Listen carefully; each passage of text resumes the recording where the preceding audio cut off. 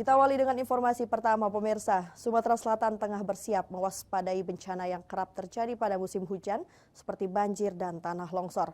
Pemprov Sumatera Selatan memastikan personil dan peralatan yang dibutuhkan dalam kondisi siaga.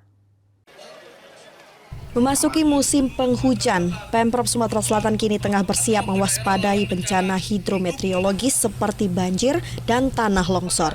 BPBD Sumatera Selatan pun menggelar apel kesiapsiagaan bencana yang diikuti sekitar 1.000 personil lintas lembaga. Tak hanya dari Pemprov Sumatera Selatan, tapi juga pihak lainnya seperti Basarnas, TNI, Polri, dan kementerian terkait.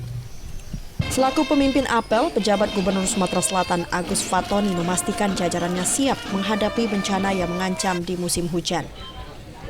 Dirinya juga memastikan peralatan yang dibutuhkan dalam kondisi siaga, termasuk makanan dan obat-obatan untuk bantuan penanggulangan bencana bila diperlukan. PJ Gubernur Sumatera Selatan juga meyakinkan bahwa penanganan kebakaran hutan dan lahan tetap berjalan, meski intensitasnya kini sudah berkurang. Tujuannya kita untuk mengecek personil dan peralatan dalam rangka menghadapi musim hujan.